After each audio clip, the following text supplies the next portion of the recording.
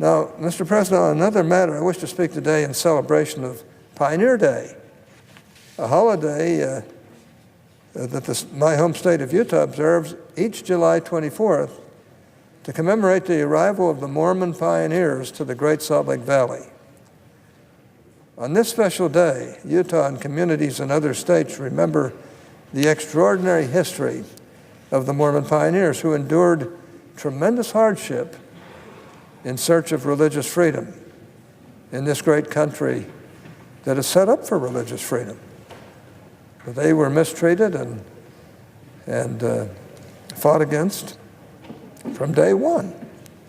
In honor of Pioneer Day, I introduced a Senate resolution recognizing the sacrifices of the Mormon pioneers in their pursuit of religious liberty and their invaluable contributions to the settlement of the American West. I hope the Senate will join me in commending the pioneers for their example of courage, industry, and faith that continues to inspire people throughout the world. In the years following the establishment of the Church of Jesus Christ of Latter-day Saints in 1830, the Latter-day Saints, or Mormons as they are more commonly known, encountered much religious persecution in this freest of all lands. They suffered physical assault, threats of violence, death in some cases, and war, imprisonment, rape, and murder. Violent mobs damaged their houses and businesses, stole their property, and drove them from their homes. Especially devastating was the martyrdom of their leader and beloved prophet Joseph Smith, who was shot and killed with his brother as well, his brother Hiram as well, by an armed mob. And despite the discrimination and abuse they endured, sometimes at the hands of government officials who should have protected them from violence and injustice, the Latter-day Saints remained a patriotic people who loved and revered the Constitution of the United States. Still, they recognized they would need to seek refuge in an unknown territory to live in safety and practice their religion, free from hostility and abuse. In search of such a haven, the Mormon pioneers fled Illinois in the winter of 1846 and proceeded westward on a journey that would cover more than 1,300 miles of wilderness across arid deserts, jagged mountains, and turbulent rivers. Along the way, the Mormon pioneers erected bridges, built ferries, and cleared trails to assist those who would follow their path. They established communities, planted crops, and expanded trade posts that provided the crucial supplies necessary to survive expeditions onward. They learned how to irrigate and make the desert blossom as a rose. And their irrigation principles have been followed all over the world. They set up trail markers and charted maps that guided thousands of settlers westward.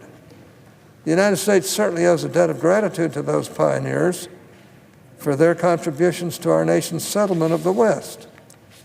Their service to our country did not come without significant personal cost. Throughout the arduous trek, the pioneers battled harsh climates, illness, hunger, and exhaustion. Many lost their children, spouses, parents, and friends to exposure, disease, and starvation. Yet they confronted crippling sorrow and hardship with incredible grace and a steadfast trust in their Heavenly Father.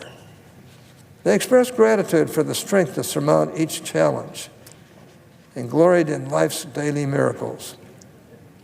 What could have broken their spirit only fortified their convictions and drew them closer to the divine. Upon entering Utah's Great Salt Lake Valley on July 24th, 1847, their new leader, Brigham Young, announced, quote, "This is the right place," unquote. This prophetic declaration foretold how the valley would become home to many Latter-day Saints and their posterity.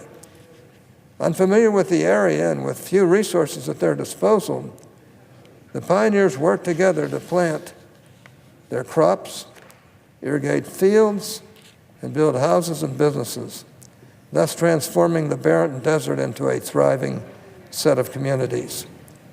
2 years later, on July 24th, the Latter-day Saints first commemorated their arrival to their new home with a procession to Salt Lake City's Temple Square for a special devotional followed by a feast of thanksgiving. Today, Pioneer Day is one of the largest regional celebrations in the United States, where we remember the early settlers with parades, flag ceremonies, reenactments, devotionals, sporting events, feasts, dances, concerts, festivals, rodeos, and fireworks.